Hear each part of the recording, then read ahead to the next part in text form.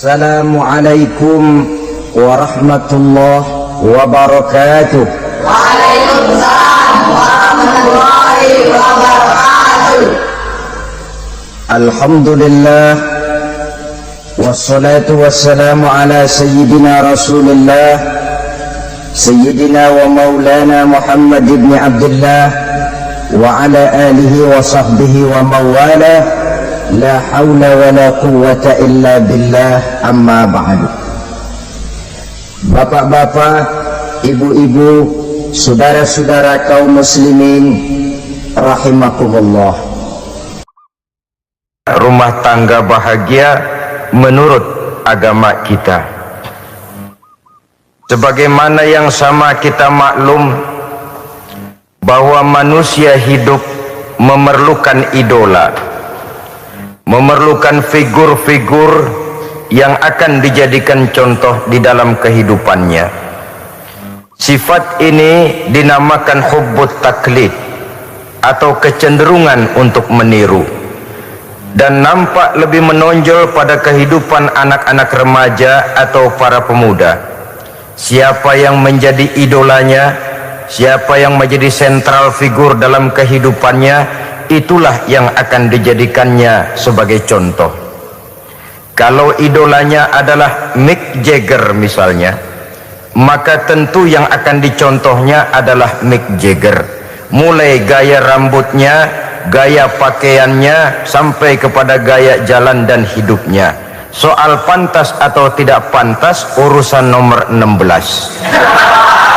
Yang penting nyontoh dulu. Inilah kecenderungan daripada manusia.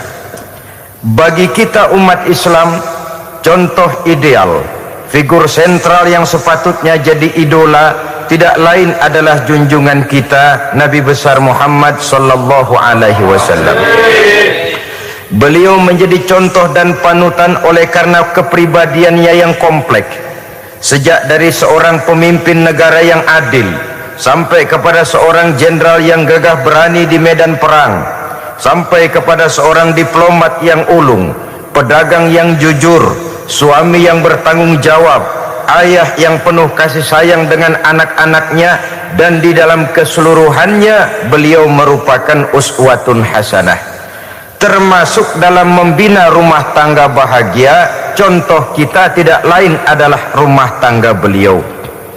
Bagaimana sih rumah tangga Nabi kita itu? Beliau berkata dalam dua kalimat yang singkat tapi punya pengertian yang sangat luas dan dalam tentang rumah tangganya. Beliau mengatakan, baiti jannati, rumah tanggaku adalah surga bagiku. Satu cerminan yang merupakan refleksi dari keadaan yang membawa kebahagiaan. Padahal sepanjang sejarah yang kita baca, rumah beliau kecil saja. Sarapan pagi pun cuma seteguk air zam-zam, sepotong roti, kadang-kadang sebutir kurma. Tidurnya di atas kain kasar yang separuh jadi selimut, separuh jadi alas tidur. Tetapi di tengah kondisi yang semacam itu, beliau sanggup berkata, baiti jannati, rumah tanggaku adalah surga bagiku.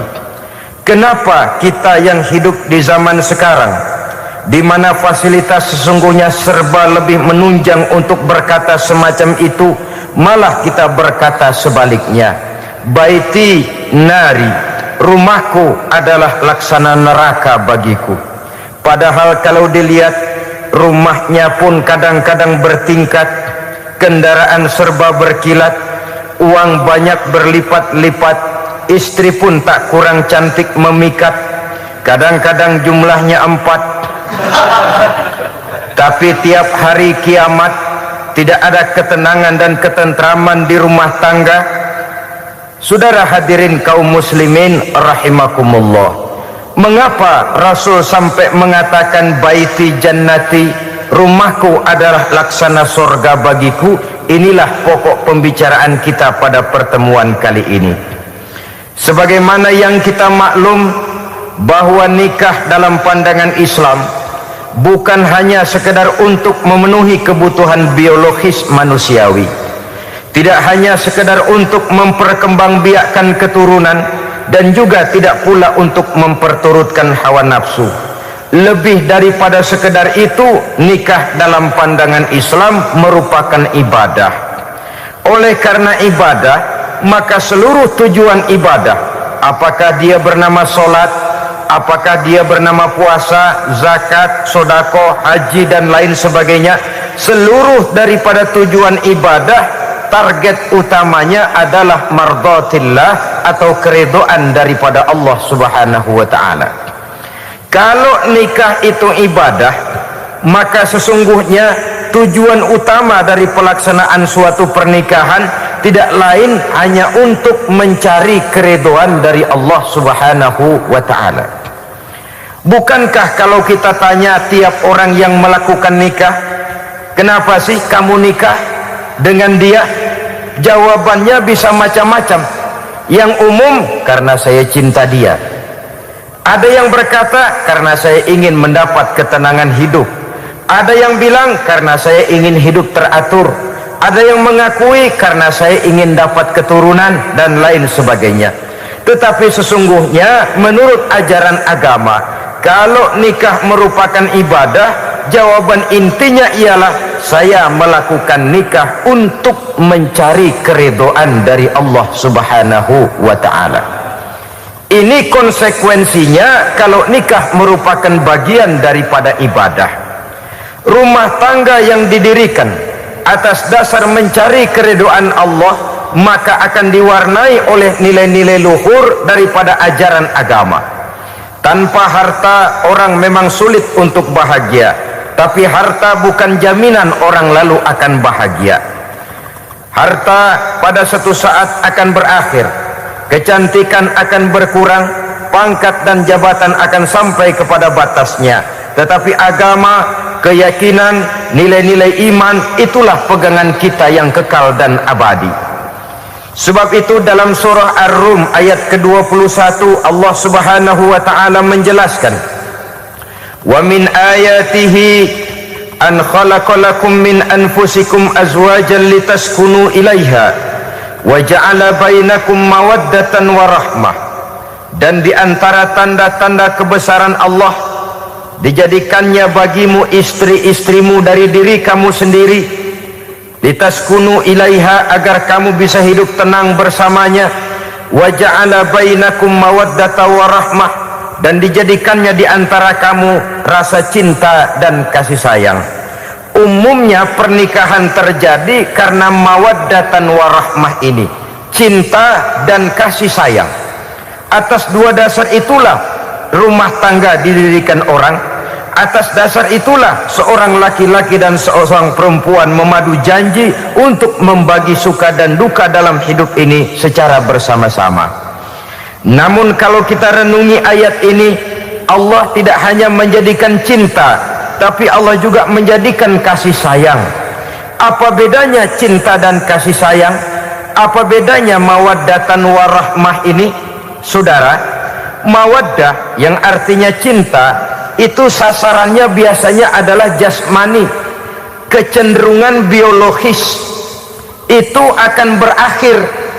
Orang yang mendirikan rumah tangga cuma karena kecenderungan biologis, cuma karena rasa cinta semata-mata, cinta biasanya terkait kepada keindahan. Betul apa benar? Biasanya orang mudah jatuh cinta kepada sesuatu yang punya nilai keindahan. Makanya anak muda jarang yang jatuh cinta sama nenek-nenek. Cinta selalu memandang segi keindahannya. Ini yang namanya mawaddah. Allah tidak mengingkari itu, silakan. Bahwa manusia secara naluri senang kepada serba keindahan, wajar-wajar saja. Tetapi tidak cuma mawaddah, Allah juga menciptakan rahmah, kasih sayang. Mawaddah mungkin ada akhirnya, tapi rahmah tidak akan pernah ada akhirnya. Kalau mawaddah adalah berkecenderungan kepada biologis, jasmaniah, maka rahmah kecenderungan kepada nilai-nilai rohani, kepribadian, kejiwaan dan lain sebagainya. Dikala pernikahan di bawah umur 40 tahun mungkin masih banyak mawaddahnya, rasa cintanya. Tapi 40 bahkan 50 tahun ke atas, rasanya orang berumah tangga kalau sudah 50 tahun ke atas itu lebih banyak kasih sayangnya ketimbang cinta-cintaannya. Kalau satu rumah tangga hanya didirikan atas dasar mawaddah saja, atas dasar cinta saja, padahal cinta itu terpaut kepada hal-hal keindahan, keindahan satu saat akan menurun. Ya tentu sebagaimana yang kita maklum bersama-sama, belum punya anak memang cantik, sudah punya anak kecantikan mulai menurun, punya anak 2 kulit mulai mengkerut, punya anak 3 onderdil mulai dol, punya anak 4 apalagi tidak pandai merawat diri, persis dompet tanggung bulan. Kalau rumah tangga didasarkan kepada rupa yang cantik saja, cinta akan bisa berpindah, paling tidak akan berkurang nilainya. Sebab itu Allah tidak hanya menyediakan mawaddah warahmah, dijadikannya di hatimu itu tidak cuma sekedar cinta, tapi juga kasih sayang. Nah, kasih sayang inilah apabila berakar dan berurat dari nilai-nilai keagamaan yang akan menopang jalinan rumah tangga bahagia, mengukuhkan usaha untuk mencapai mardotillah atau keridhaan daripada Allah Subhanahu wa ta'ala. Dengan demikian berumah tangga bukan tujuan. Ini kalau kita lihat dari segi agama, berumah tangga cuma alat untuk mencapai mardotillah, keridhaan daripada Allah. Seorang suami yang pergi pagi pulang sore peras keringat banting tulang mencari nafkah untuk menghidupi keluarganya, kalau niatnya untuk mardotillah maka pergi usahanya adalah ibadah. Sementara si suami pergi berusaha, istri di rumah mendoakan suaminya, itu juga merupakan bagian daripada ibadah. Marilah kita biasakan membina satu rumah tangga untuk mencapai keridhaan daripada Allah Subhanahu wa ta'ala. Ini motif dasarnya. Karena itu Rasul Anas bin Malik pernah bercerita, bertahun-tahun saya membantu di rumah tangga Rasul. Selama tahun-tahun yang panjang saya membantu di rumah tangga beliau itu, kata Anas bin Malik, belum pernah kok saya mendengar kata-kata kasar, keras, membentak-bentak. Belum pernah saya melihat ada piring terbang, sandal melayang, ada penggorengan nitir di atas. Belum pernah, padahal tahun-tahun yang panjang sudah saya lalui. Itu rumah tangga Rasul. Istrinya lebih dari 1 tapi tenang, ayem, adem. Walaupun gosip selalu ada. Ini loh ya, namanya hidup berumah tangga. Jangankan rumah tangga kita manusia biasa, rumah tangga Rasul pun tidak luput dari gosip yang kita kenal dengan hadisul ifki itu. Itu sampai tercatat dalam sejarah. Tetapi yang jelas dengan istri yang lebih dari 1, rumah tangganya tenang, tentram, adem. Kita di rumah tangga istri 1, seminggu 7 hari, berantemnya 6 hari. Cuma 1 hari gencatan senjata. Saudara hadirin yang saya muliakan, kalau tujuan rumah tangga adalah mardotillah, apa ciri dari suami istri yang menegakkan rumah tangga untuk mencapai ridho Allah itu? Pertama, sepasang suami istri yang membina rumah tangga semata-mata untuk mencapai keridhaan Allah, cirinya yang pertama, bersyukur apabila beroleh nikmat. Ini ciri yang pertama. Bersyukur kepada Allah, kepada sesama berterima kasih. Suami berterima kasih kepada istri, bertahun-tahun didampingi hidupnya, dicucinya pakaiannya, dimasaknya makanannya, tidak istri mengeluh walau hidup lebih banyak kurangnya daripada cukupnya. Suami pandai berterima kasih kepada istrinya, sementara istri pun bisa berterima kasih kepada suaminya. Bertahun-tahun suami peras keringat banting tulang mencari nafkah, menjadi palang dada terdepan apabila ada masalah-masalah yang besar. Kedua-duanya lalu punya timbangan. Nah inilah ya, saya pesan kepada suami, kepada para suami, kepada para istri, supaya di rumah ada timbangan. Perlunya apa? Kalau pada satu saat istri kita salah, suami cepat-cepat ambil timbangan, lalu ditimbang mana yang lebih berat, salahnya atau dosanya, benarnya atau kesalahannya. Ini istri saya jasanya begini, lalu jasanya begini, salahnya ini, mana yang lebih besar, jasanya atau salahnya? Dengan adanya timbangan, maka keputusan akan objektif. Tapi kalau timbangannya emosi, salah sedikit saja sudah main bentak, main usir, akhirnya keputusan akan mendatangkan kerugian. Sebaliknya, kalau suami yang salah, istri ambil timbangan, ditimbang mana lebih besar, jasanya atau salahnya. Jangan sampai nanti terjadi pepatah, panas setahun habis dihapus oleh hujan satu hari. Jasa istri yang puluhan tahun hapus oleh kesalahannya yang sedikit, atau jasa suami yang bertahun-tahun hapus oleh kesalahannya yang sebenarnya tidak seberapa.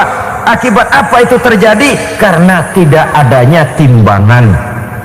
Dari rasa bersyukur dan dari rasa berterima kasih ini, saudara-saudara, akan timbullah sifat saling menghargai. Suami menghargai istri, istri pun menghargai suami. Istiqomah, dikasih uang 5.000 senyum, dikasih uang 500 senyum. Itu namanya istri yang pandai bersyukur. Kalau tidak, 5.000 nyengir, 500 manyun. Tahu manyun? Kayak bemo nyari setoran, monyong saja. Ada sikap istiqomah di dalam membina kehidupan berumah tangga ini. Lalu mengerti posisi suami, ini termasuk tanda berterima kasih. Suami saya itu kerjanya apa, golongannya apa, gajinya sebulan berapa. Atas dasar itu lalu istri menjadi istri yang tahu diri. Walaupun suami harus menyenangkan istri, istri pun hendaknya nimbang, tahu batas kemampuan suami. Kemauan mungkin tidak terbatas, tapi kemampuan sangat terbatas. Kalau suami pegawai kecil, ya mintalah yang kecil-kecil. Kalau suami pegawai rendah, mintalah yang sesuai dengan kemampuannya. Jangan suami gajinya cuma 50.000 sebulan, istri menuntut minta dibeliin gelang yang kayak velg beca. Tentu sudah overacting namanya. Saudara hadirin yang saya muliakan, kunci awalnya bersyukur kepada Allah. Kalau sudah bisa berterima kasih kepada manusia, hati ini akan mudah bersyukur kepada Allah. Rumah tangga yang pandai bersyukur, berapapun kecilnya nikmat, bukan kecilnya yang dia lihat, tapi karunia Allah yang dinilai. Sehingga dari rasa berterima kasih kepada manusia akan timbullah rasa syukur kehadirat Allah Subhanahu wa ta'ala. Itu yang sering diistilahkan orang, kalau dia punya mobil, dia berkata alhamdulillah kita punya mobil, tetangga kita cuman punya motor. Kalau dia punya motor, syukur kita punya motor, tetangga kita cuman punya sepeda, kemana-mana kekejek melulu. Kalau dia punya sepeda, alhamdulillah punya sepeda, tetangga kita sebelah nggak punya apa-apa, kemana jalan kaki saja. Kalau dia jalan kaki, alhamdulillah kita masih bisa jalan. Tetangga kita sebelah lumpuh bertahun-tahun nggak kemana-mana. Kalau dia lumpuh, alhamdulillah kita masih hidup. Tetangga kita kemarin mati nggak balik lagi.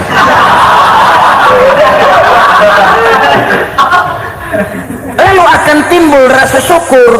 Tapi kalau sudah lumpuh melihat yang bisa jalan melihat yang naik sepeda, yang punya sepeda lihat yang punya motor lihat yang punya mobil lihat yang punya pesawat. Kapanlah kita ini pandai bersyukur? Sebab kesenangan seperti pelangi, tidak pernah di atas kepala kita, selalu kelihatannya di atas kepala orang lain. Sehingga kalau ngobrol orang sering bilang, lu sih enak lo gue lihat, gue kebelangsak amat nih ya. Setiap orang ngomong kepada kita begitu nadanya. Kita yang dilihat enak, sementara kita melihat orang lain enak. Tukang tahu melihat tukang tempe enak, tukang tempe melihat tukang tuak enak, tukang tuak bilang tukang sirsak enak. Enak itu seperti pelangi. Namun kalau kita mau merenungi, tidak pernah Allah berhenti memberikan nikmat kepada kita. Sejak kita bangun tidur sampai kita tidur kembali, bahkan tidur itu sendiri, seluruhnya tidak pernah putus dari nikmat Allah. Bahagia ada di gubuk reot, bahagia ada di rumah mewah, bahagia ada di hati kopral, bahagia ada di hati jenderal, di gunung dan di kota, di hutan belantara dan di desa, di keheningan malam atau di keramaian siang. Kalau kita mau mencari, bahagia selalu ada. Tapi hati yang tidak pandai bersyukur, bagaimanapun banyak kebahagiaan yang meliputi hidupnya, dia tidak akan pernah pandai mensyukurinya. Maka berterima kasihlah kepada istri, berterima kasihlah kepada suami, bersyukurlah kehadirat Allah Subhanahu wa ta'ala. Saya sering mengatakan, sebaliknya seorang suami bagaimanapun kondisi istrinya, kalau itu memang jodohnya, beranilah berkata, istriku adalah Romeoku, istriku adalah Julietku, atau istriku adalah Sri Kandiku. Biarin pengkor ya pengkor, nggak ada urusan. Mensyukuri. Kalau tidak mensyukuri, yang timbul lalu sesalan. Kalau sudah sesalan, mudah umpat mengumpat, caci mencaci dalam rumah tangga, lalu terjadilah kegaduhan. Ketenangan sulit kalau sudah tidak ada unsur saling menghargai itu. Lebih celaka lagi kalau sudah mengarah kepada penyesalan. Kata istrinya, bang gue nyesel kawin sama lu. Suami digituin mungkin gede kepalanya. Kalau lu nyesel apalagi gua, makin nyesel. Iya, coba pikir bertahun-tahun kita berumah tangga, memangnya abang bisa beliin apa sama saya? Itu juga gerobok kalau nggak ngeridit bang. Kalau nggak ngeridit, memangnya kamu bayar kreditan pakai daun pisang? Saudara hadirin yang saya hormati, ini saya tekankan kepada ibu-ibu karena penyakit perempuan umumnya. Pernah Rasul itu pulang Isra Mi'raj cerita, saya pulang Isra Mi'raj diperlihatkan neraka. Neraka ya Rasul? Lalu bagaimana? Saya lihat kok isinya kebanyakan perempuan. Perempuan. Laki juga tidak sedikit. Cuma kebanyakan kok perempuan. Apa perempuan tidak sholat ya Rasul? Sholat. Tidak puasa? Puasa. Tidak ngaji? Rajinan dia sama suaminya. Tapi kenapa lebih banyak di sana? Rasul berkata, hunna yakfurnal ashir. Penyakit umum dari perempuan tidak pandai berterima kasih kepada suaminya. Ini rupanya penyakit umum dari tahun atu. Saudara hadirin yang saya muliakan, jadi rumah tangga yang didirikan atas dasar mencapai ridho Allah, maka kelihatan dari pasangan suami istri menjadi orang yang pandai bersyukur terhadap nikmat. Bukankah dalam surah Ibrahim ayat 7 Allah berjanji, la in syakartum la azidannakum wa la in kafartum inna azabi lasyadid. Kalau kamu pandai bersyukur, aku tambah nikmatku. Kalau kamu ingkar, tidak mau bersyukur, azabku itu hebat dan pedih. Rumah tangga yang suami istrinya tidak bersyukur disiksa oleh perasaannya sendiri. Tetangganya dapat nikmat, dia yang meriang. Tetangganya dapat kesenangan, dia yang sakit hati. Dia tidak melihat nikmat yang diberikan kepadanya, nikmat yang orang lain punya aja yang diincar. Nikmat orang lain aja dihitung-hitung. Tangga kita, saya baru habis beli yang sebelah belilir habis beli kukusan. Cuma sekedar kukusan saja. Orang lain beli apa-apa jadi bahan diskusi di rumahnya. Orang lain saja yang diusut. Timbul dendam kesumatnya, timbul hasutnya. Dia tidak bersyukur dengan nikmat yang ada dalam rumah tangganya. isi rumah tangga semacam itu disiksa oleh perasaan hasutnya sendiri. Jauh dari kebahagiaan, kering hatinya, miskin jiwanya, merana batinnya. Kalau sudah ke sana, jauhlah rumah tangga dari pantulan sinar kebahagiaan. Saudara-saudara, kita lihat rumah tangga Rasul. Dari rumah yang kecil, dari tempat tidur yang syaratnya kain kasar, separuh jadi selimut lagi, keluar ucapan baiti jannati. Kenapa? Beliau orang yang pandai bersyukur kepada Allah, bisa berterima kasih kepada istri-istrinya, dan istrinya pun pandai berterima kasih kepada Rasul dan bersyukur kehadirat Allah Subhanahu wa ta'ala. Maka nikmat lalu bertambah. Makin kita syukuri nikmat, makin tambah itu. La azidannakum, janji Allah, pasti aku tambah nikmatku kepadamu jikalau kamu pandai mensyukurinya. Tapi kalau kamu ingkar, tidak pandai bersyukur, awas, nikmat bisa berubah menjadi azab kalau kita tidak pandai-pandai mensyukurinya. Jadi cirinya yang pertama, rumah tangga bahagia itu apabila suami istri pandai bersyukur terhadap nikmat yang diberikan oleh Allah Subhanahu wa ta'ala. Satu. Cirinya yang kedua, rumah tangga yang berdasarkan untuk mardotillah, mencapai keredoan Allah, sabar apabila mendapat cobaan. Namanya orang berumah tangga itu persis berlayar di lautan. Suami istri adalah dua orang yang memegang kemudi. Kalau berlayar ombak tenang, angin bertiup sepoi-sepoi basah, lalu bila malam datang bulan bersinar, bintang gemintang gemerlapan, berlayar memang nikmat. Tapi satu saat angin puting beliung bertiup, gelombang menggunung, halilintar menyambar, kemudian petir berkilat. Kalau pada saat itu suami mau ngalor, istri mau ngidul, alamat perahu patah di tengah jalan, kandas di lautan sebelum sampai ke pantai yang akan ditujunya. Oleh karenanya perlu kekompakan. Maka sejak awal seharusnya dalam akan membina rumah tangga yang bahagia itu lebih baik bicara yang pahit-pahit saja, supaya terjadi kesamaan langkah apabila menghadapi kesulitan dan cobaan, sabar apabila mendapat cobaan. Rumah tangga seperti kapal di lautan tadi tidak akan sunyi dari hantaman gelombang, tidak akan sepi dari tiupan angin topan, dari kilatan petir, dari sambaran halilintar. Baik suami, baik istri harus sabar menghadapi kesulitan. Kadang kesulitan dari segi ekonomi, kadang kesulitan dari segi mengarahkan dan mendidik anak-anak, kadang kesulitan karena banyak orang yang hasut dengan kita, kadang kesulitan berbagai macam lah yang menyebabkan kesulitan. Rumah tangga yang bertujuan mencapai ridho Allah, sabar menghadapi segala macam kesulitan. Saudara-saudara kaum muslimin rahimakumullah, kesulitan adalah bagian daripada perjalanan hidup. Siapa orangnya yang tidak pernah menemukan kesulitan dalam kehidupan? Rasanya hampir tidak ada. Dan memang kesulitan bukan untuk ditakuti, kesulitan justru untuk diatasi, dicarikan jalan keluarnya. Begitulah suami istri yang bertujuan mencari ridho Allah. Manakala suami berada dalam kesulitan, istri mencarikan jalan keluar atau berusaha memberikan jalan keluar. Sebaliknya, manakala istri dalam kesulitan, suami bisa mencarikan jalan keluarnya. Sabar dalam menghadapi segala macam kesulitan.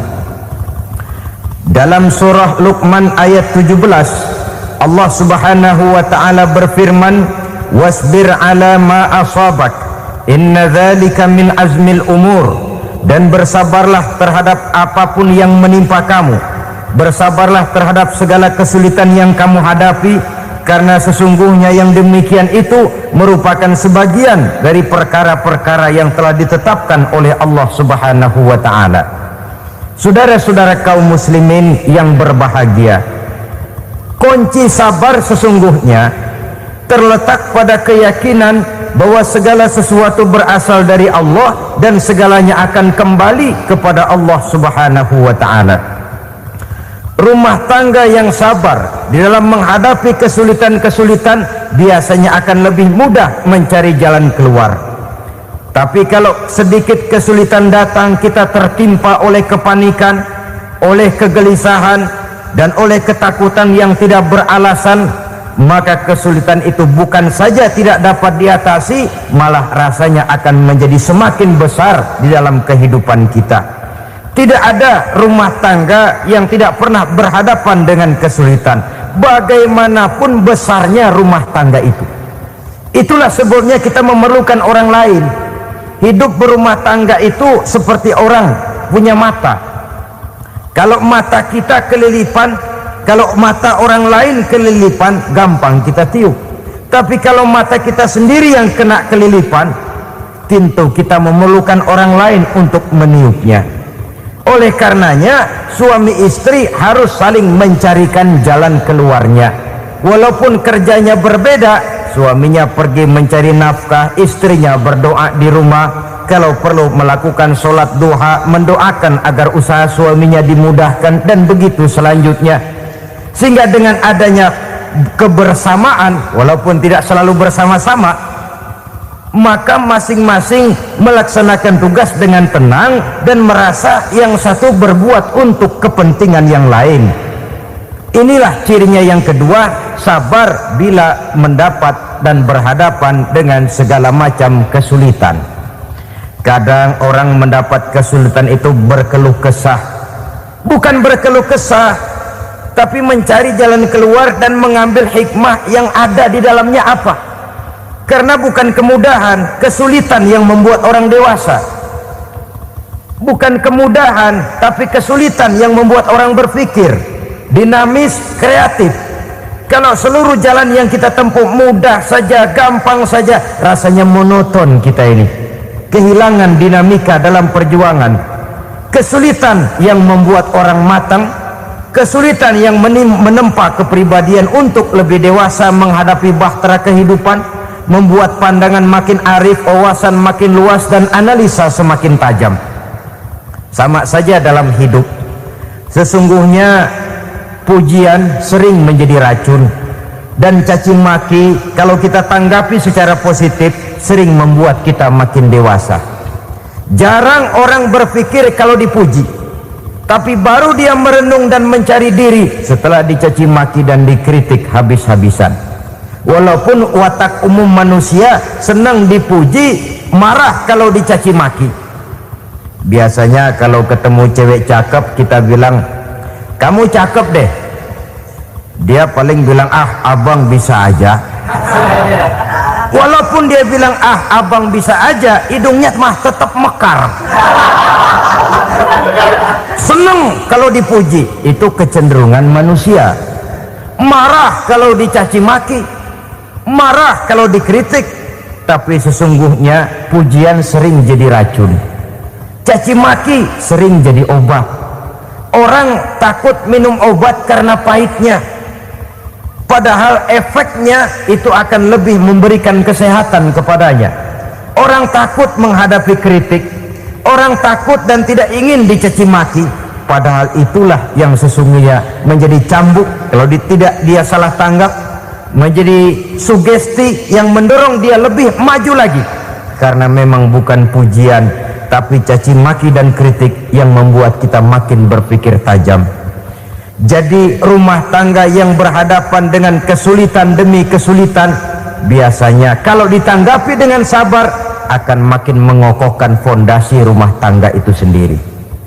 Tapi kalau kesulitan dihadapi dengan tidak sabar, lalu mencari jalan pintas, kesulitan ekonomi, kebetulan istrinya cakep, istrinya disuruh ngojek. Dah lu ngojek aja deh, gua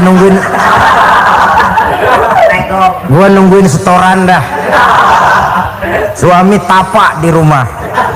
Saudara hadirin yang saya muliakan, buat sepintas memang mendatangkan materi itu, mengatasi kesulitan ekonomi, tapi apakah bahagia? Walaupun rumah bisa jadi besar, perabotan bisa serba lebih lengkap dan ada, tapi apakah semuanya mendatangkan bahagia? Sementara suami kehilangan rasa cemburunya, dan dalam agama itu disebut dayus. Dayus, suami yang tidak punya rasa cemburu kepada istrinya. Dan orang dayus kayak begitu haram mendapat bau sorga. Bau sorga saja tidak dapat, apalagi masuk ke dalamnya. Ya tapi juga jangan lantas mentang-mentang harus cemburu sama istri, overacting. Suaminya nawar sayuran, laki pulang ngomel, lu pacaran ya sama tukang sayur. Itu juga over, saudara-saudara. Kesulitan ekonomi diatasi dengan sabar. Sabar dalam arti berusaha dengan tidak mengambil jalan pintas, berusaha tetap berada di jalan yang diridhoi oleh Allah. Ini yang jadi problema ini rumah tangga sekarang ini, kesulitan ekonomi, di mana lapangan kerja sulit, di mana persaingan hidup tajam, sedangkan kita hidup ingin seperti orang lain. Kita mudah gelap mata, mudah picik pandangan, mudah sulit pertimbangan, lalu mengambil jalan pintas. Kadang menjual akidah, menjual keimanan. Kebetulan penderingan kering, ada yang nawarin beras 3 liter sama supermi 2 bungkus. Hari Minggu diajak ke gereja mau. Itu iman kena beras 3 liter telap. Kesulitan ekonomi, saudara-saudara, sehingga Imam Ali pernah berkata, kadal fakru ayyakuna kufran. Kemiskinan memang mudah membawa orang kepada kekafiran, kepada perbuatan-perbuatan yang bisa mengundang kekafiran. Oleh karena itu dalam tamsil lain beliau berkata, kalau ada ular dan ada kemiskinan, kemiskinan yang saya getok lebih dulu, kemiskinan yang saya bunuh lebih dahulu, karena kemiskinan mudah membawa orang kepada kekufuran. Bagaimanapun sulitnya ekonomi yang dihadapi dalam rumah tangga, percayalah satu saat jalan keluarnya mesti ada, mesti ada.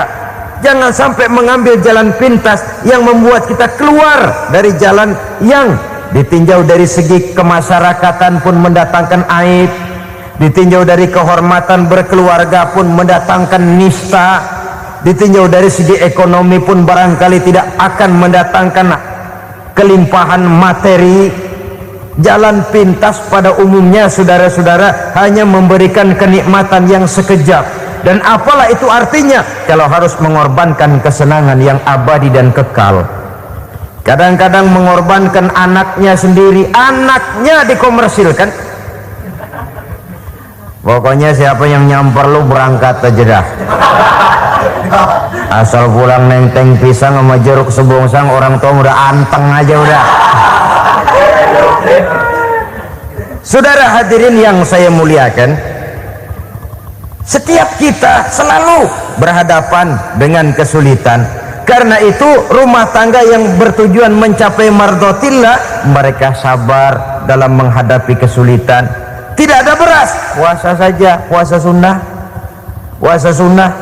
Lapar tapi ada pahalanya, daripada tidak puasa lalu ngegerundel.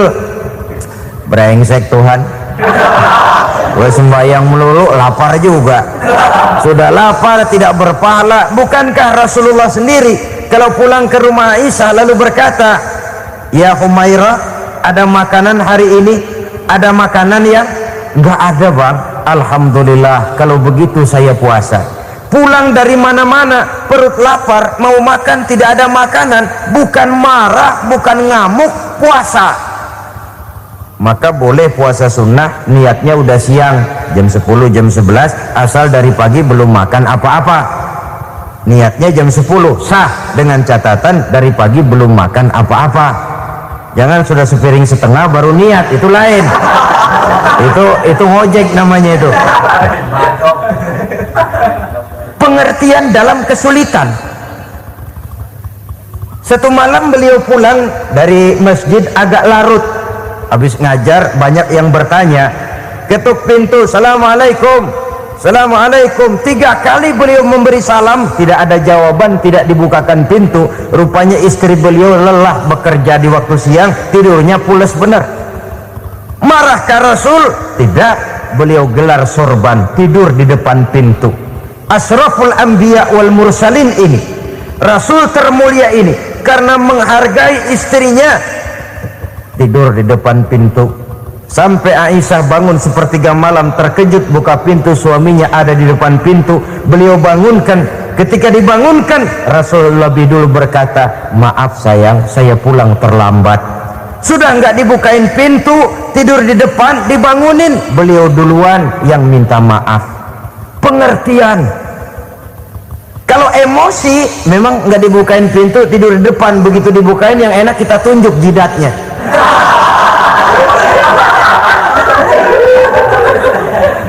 Saudara hadirin yang saya muliakan, kesulitan di dalam kehidupan merupakan bagian daripada kehidupan. Bukan untuk ditakuti, tapi untuk diatasi. Bukan untuk dihindarkan, tapi dicarikan jalan keluarnya. Hadapilah kesulitan dengan baik sangka kepada Allah, dengan lapang dada, dan dengan tetap bersabar menghadapinya. Kenapa? Karena tujuan kita mendirikan rumah tangga, mencapai ridho Allah. Kalau anak kita perjualbelikan, kalau istri kita komersilkan, kalau akidah kita jual untuk mempertahankan rumah tangga, bukankah makin jauh saja rumah tangga itu dari ridho Allah? Ini tujuan utamanya. Yang ketiga, rumah tangga yang bertujuan mardotillah itu, suami istri yang merupakan fondasi di rumah tangga, suami sebagai pemimpin, istri sebagai pembina, selalu musyawarah dalam menyelesaikan persoalan. Walaupun istri ditakdirkan sebagai pemimpin dan suami sebagai pemimpin dan istri yang dipimpin, tapi agama menganjurkan musyawarah. Jangan mentang-mentang istri nyari duit, suami nyari duit, lalu menteleng. Segalanya mau diktator, segalanya mau sendiri. Rumah tangga yang bertujuan mencapai ridho Allah selalu didirikan atas dasar musyawarah, sehingga apabila sesuatu itu dihasilkan dari suasana musyawarah, tidak akan melahirkan penyesalan di belakang hari. Kalau tidak berjalan menurut seleranya masing-masing, belakangan timbul penyesalan, akhirnya main salah menyalahkan. Kalau sudah saling salah menyalahkan, itu artinya sudah saling mengungkit kekurangan masing-masing. Akibatnya tidak ada lagi saling menghargai. Jadi dengan demikian, musyawarah di dalam menyelesaikan persoalan, menghadapi kesulitan ekonomi, musyawarah, menghadapi kenakalan anak, musyawarah, akan membeli ini dan itu sebaiknya juga musyawarah. Kalau merupakan hasil musyawarah, maka saudara-saudara, hasilnya pun akan dihadapi oleh bersama. Enak rasakan bersama, tidak enak rasakan bersama. Kenapa? Tadinya musyawarahnya bersama-sama juga. Lah kalau hasil sendirian, giliran enak mungkin yang satu mau ikut, giliran tidak enak yang satu nuding, gua kata juga apa? Kan begitu akibatnya kalau tidak berdasarkan musyawarah lebih dahulu. Maka insya Allah hasil musyawarah ini setidaknya tidak akan mendatangkan sesalan di belakang hari nantinya. Saudara-saudara kaum muslimin rahimakumullah, ciri yang keempat, sepasang suami istri yang bertujuan mencapai ridho Allah dalam upaya mencapai rumah tangga bahagia itu tawakal apabila mempunyai rencana. Tawakal berserah diri kepada Allah, bukan berserah diri dalam artian mutlak yang mengarah kepada fatalism atau predestination. Kita sering mengartikan tawakal secara salah. Belum apa-apa sudah menyerahkan diri kepada Allah. Emang semuanya terjadi menurut maunya Allah dah, nggak usah ngapa-ngapain, bagaimana Tuhan aja dah. Lapar juga nggak usah makan, kalau takdirnya kenyang pan kenyang. Ya udah lapar terus kita. Makan dulu, perkara nanti kenyang apa tidak, itu baru tawakal. Kalau sakit ke dokter, soal sembuh atau tidak, baru tawakal. Artinya usaha itu ada. Setelah suami berusaha, istri berusaha, selebihnya tawakal. Apa perlunya tawakal? Apabila berhasil tidak lupa daratan, apabila berhasil tidak lupa diri, apabila gagal tidak putus asa. Sehingga dengan demikian dari tawakal ini lahirlah pondasi yang kokoh membina rumah tangga yang bahagia dalam upaya mencapai keridhaan daripada Allah Subhanahu wa taala. Apapun yang kita laksanakan di rumah tangga, tujuan intinya tetap untuk mencapai keridhaan Allah. Beli kendaraan untuk mencapai ridho Allah, lalu dipakai ngaji, dipakai ke masjid dan sebagainya. Beli peralatan rumah tangga untuk mencapai ridho Allah, mendidik anak untuk mencapai ridho Allah, membantu keluarga untuk mencapai ridho Allah, dan begitu selanjutnya. Tawakal apabila mempunyai rencana. Kemudian cirinya yang kelima, suami istri yang bertujuan mencapai ridho Allah selalu mempererat silaturahmi. Sebab seperti sudah saya sampaikan pada pertemuan terdahulu, dalam berumah tangga itu ada orang tua, ada mertua. Itu cuma perbedaan istilah, tapi hakikatnya adalah sama. Jangan karena perbedaan istilah lalu menyebabkan kita berbeda sikap. Kalau sudah berbeda sikap, tentu akan melahirkan perasaan yang tidak simpatik. Sebaiknya suami istri kalau sudah berumah tangga, jadikanlah orang tua tempat cerita yang enak saja. Yang tidak enak telan berdua, yang pahit rasakan berdua, kesusahan dan kesulitan atasi berdua. Giliran enak ngomong sama orang tua, giliran senang cerita sama mertua. Sekarang kan kita balik, kalau lagi senang duitnya banyak, anteng di rumah, kalem aja. Tapi lalu waktu susah, waktu susah, cerita kepada orang tuanya, cerita kepada mertuanya. Lalu kapan kita mau menyenangkan orang tua? Sudahlah mereka susah mendidik kita di waktu kecil, membesarkan kita, melakukan segala macam pengorbanan. Demi setelah kita berumah tangga, kesulitan rumah tangga kita tumpahkan juga kepada mereka. Pererat silaturahmi dan usahakan agar seluruh keluarga hanya menjadi tempat kita cerita yang enak-enak saja. Istilah sehari-harinya, kalau di rumah kita makan sama sayur bayam, keluar rumah diem, malah seluitan. Tetangga tanya, lu makan kayaknya enak banget apa sih? Daging ayam.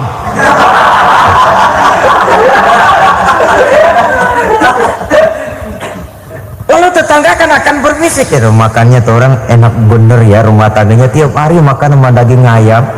Biarlah paling kurang itu jadi doa, daripada kita makan sama kangkung lalu ribut ngomel di mana-mana. Gua kesel banget sama bini gua, di warung ceritanya lagi. Kenapa? Saban sari gue direbusin kangkung mulu, brengsek. Di warung cerita ada RT, ada RW. Gara-gara makan sama kangkung se-RT tahu.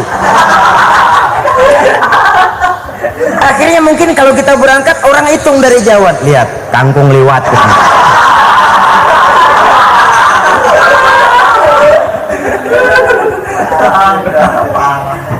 Bisa menjaga yang disebut security informasi, rahasia rumah tangga. Bahkan pernah saya berikan contoh karena ingin menghargai. Suami beliin kain batik buat istrinya, istri tahu begitu sepintas nih kain jelek nih, tapi karena mau menyenangkan suaminya dia bohong. Bagaimana bu kain yang bapak beliin? Aduh bagus bener pak, bagus sekali itu kain. Warnanya pak emang yang model begitu tuh. Tetangga kita mana ada yang pakai kain begitu pak? Ya emang nggak ada, jelek. Menghargai. Soal kalau waktu itu si istri jujur, yang timbul sakit hati suami. Bagaimana bu kain yang saya beliin? Goblok lo. Kain begitu dibeliin di pasar juga banyak 1.400, campur odol lagi. Sudahlah suami punya niat baik, sampai rumah digoblok-goblokin, tidak ada lagi rasa saling menghargainya. Begitu pentingnya mempererat silaturahmi ini, sampai Nabi berpesan, isnani la yanzurullahu ilaihima yaumal qiyamah, qati'ur rahim wa jarus su'. Ada dua golongan manusia yang di akhirat nanti tidak akan dilihat oleh Allah, tidak akan diopeni oleh Allah, didiemin aja. Siapa mereka? Pertama, orang yang suka memutuskan silaturahmi. Yang kedua, tetangga yang jahat dengan tetangganya. Dua golongan manusia ini, pemutus silaturahmi, kemudian juga tetangga yang jahat dengan tetangganya, ini tidak akan dipandang oleh Allah di hari akhirat nanti. Jadi pererat silaturahmi, sebab kita ini zon politikan, makhluk yang bermasyarakat, yang tidak bisa hidup sendirian. Setiap kita memerlukan orang lain. Kita disebut kaya karena ada yang miskin, kita disebut alim karena ada yang awam, kita disebut berkuasa karena ada rakyat jelata. Tanpa rakyat tidak ada penguasa, tanpa yang miskin tidak ada orang kaya. Kalau tidak ada yang jelek, siapa yang bilang cakep? Karena ngimbangi.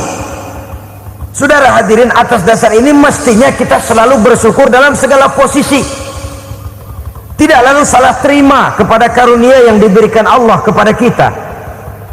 Saudara hadirin yang saya hormati, pererat silaturahmi, jadikan orang-orang tua kita tempat kita cerita yang enak-enak saja. Yang tidak enak, telan sendiri, usahakan sendiri, carikan jalan keluarnya sendiri. Setidaknya ya diam sajalah. Kalau belum bisa membalas budi baik orang tua, setidaknya jangan menyakiti hati orang tua kita. Sudah lelah dan payah dia mengasuh kita, membesarkan kita, merawat kita, demi setelah kita berumah tangga, seluruh kesulitan kita bawa lagi kepadanya. Karena itu buat para istri juga ini perhatian, kalau dimarahi suami jangan cepat-cepat pulang ke rumah orang tuanya. Nggak boleh diomelin dikit, main buntal aja. Gua pulang dah, pulang. Sampai sana cerita habis-habisan, dikucek kejelekan suaminya. Nanti 2-3 hari balik aja lagi, kan nggak lucu jadinya. Saudara hadirin, begitu juga suami mencaci maki habis istrinya, 2-3 hari bayar aja lagi. Konyol, istrinya sudah dicaci maki habis-habisan, dijeleki leluhur-leluhurnya, 2-3 hari baik lagi, mesraan lagi. Kata bininya dalam hati, gua lu jelekin juga, lu pakai juga, payah.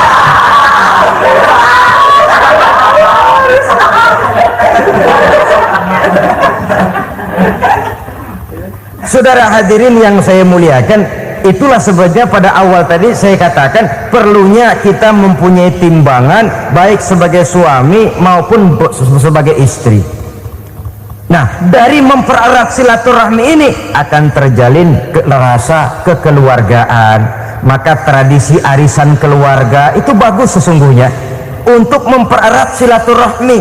Cuma celakanya bukan silaturahmi yang jadi tujuan, arisannya itu yang jadi tujuan.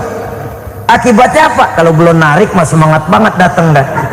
Begitu udah narik aja udahan. Itu celakanya. Akhirnya silaturahmi jadi nomor 2, arisan semata-mata yang menjadi tujuan. Sesungguhnya itu bagus untuk mempererat silaturahmi. Karena kalau kita dengan kita sesama saudara sudah tidak saling mau mengenal, bagaimana dengan anak-anak kita? Bagaimana dengan cucu-cucu kita? 2-3 generasi yang akan datang tentu akan lebih saling tidak mengenal lagi. Baiklah ya, yang keenam, suami istri yang bertujuan untuk mencapai keridhaan Allah itu selalu berusaha tolong menolong di dalam kebajikan. Sebab Allah pesankan itu di dalam Al-Maidah ayat 6, wa ta'awanu 'alal birri wat taqwa wa la ta'awanu 'alal itsmi wal 'udwan. Bertolong-tolonganlah kamu di dalam kebaikan, di dalam bertakwa kepada Allah. Jangan bertolong-tolongan di dalam maksiat, di dalam dosa, dan di dalam usaha yang menimbulkan permusuhan. Kalau suami marah kepada seseorang, istri jangan ngipasin. Oh bang, yang begitu mah dibayain tuh man. Udah habisin aja dah. anak-anaknya marahin sekalian. Ngipasin. Istri kesel sama tetangganya, suami ngipasin. Emang tuh tetangga kita, hahu. Habis orang dikipasin. Ta'awanu 'alal birri wat taqwa, bertolong-tolonganlah di dalam kebaikan. Istri malas ngaji, suami mendorong, memberikan sugesti. Suami malas berusaha, istri memberikan sugesti. Saling tolong menolong di dalam kebaikan dan takwa, dan jangan tolong menolong dalam dosa dan permusuhan. Kata suami, "Bu, daripada kita melarat terus hidup, kita piara tuyul yuk." Kata istrinya, nah ini sudah menyimpang bang, bersabarlah, bagaimanapun insya Allah kita tidak akan mati kelaparan. Piara tuyul itu nanti jadi pindah akidah, merusak iman, berteman dengan setan. Apalah artinya kekayaan dan kesenangan sebentar kalau harus mengorbankan kekayaan dan kesenangan yang abadi. Ini sudah alal ismi wal udwan, sesuatu yang mengandung dosa. Saudara hadirin yang saya hormati, kemudian yang keenam, berbaik sangka. Baik suami maupun istri sama-sama saling berbaik sangka. Suami melepas istri, istri melepas suami dengan hati yang ikhlas. Suami meninggalkan istri di rumah dengan jiwa yang bersih dan rasa yang aman. Ada rasa baik sangka, dan ini modal dasar. Kalau sudah dilandasi oleh buruk sangka, tentu yang lahir nanti adalah perasaan-perasaan yang tidak baik. Akibatnya sangat tidak menguntungkan. Inilah beberapa ciri dari rumah tangga yang didirikan atas dasar mardhatillah, mencapai keridhaan dari Allah. Nanti akan menyusul tujuan berikutnya, diantaranya mendapat keturunan, diantaranya lagi mendatangkan gairah untuk lebih berusaha mencari rezeki karena sudah merasa punya tanggung jawab berupa anak dan istri. Mempererat silaturahmi. Itu cuma tujuan-tujuan sekundernya saja. Tujuan primernya kita melakukan suatu nikah untuk mencapai keridhaan dari Allah Subhanahu wa ta'ala. Silakan punya istri cantik, kaya, tapi tujuan utamanya kita membina rumah tangga untuk mencapai ridho dari Allah. Karena itu dasarnya mawaddatan warahmah. Jangan cuma cinta, tapi juga kasih sayang. Cinta, kecenderungan kepada jasmani akan berakhir, tapi kasih sayang, kecenderungan kepada rohani, makin tua malah makin erat, makin tua malah makin mesra. Sehingga kadang kita menampak kakek-kakek dan nenek-nenek lagunya kayak pengantin baru. Apa cinta-cintaan? Tidak. Bagaimana kakek-kakek sama nenek-nenek harus bilang I love you? Yang masih ada itu waktu itu mawaddah, kasih dan sayang. Itu yang akan kekal, itu yang akan abadi. Tanpa materi orang sulit untuk bahagia, tapi materi semata bukan jaminan orang untuk bahagia. Nah, ciri yang terakhir dari rumah tangga yang bertujuan mencapai ridho Allah, sinar agama kelihatan di dalamnya. Baik suami maupun istri sama-sama orang yang taat melaksanakan ajaran agama. Saudara, mudah-mudahan walaupun singkat dapat menjadi sumbangan moral dalam kita mewujudkan rumah tangga yang bahagia menurut contoh yang diberikan oleh Rasulullah Sallallahu Alaihi Wasallam. Terima kasih atas perhatian saudara. Mohon maaf atas segala kekurangan. Usikum wa nafsi bitaqwallah. Wassalamualaikum warahmatullahi wabarakatuh.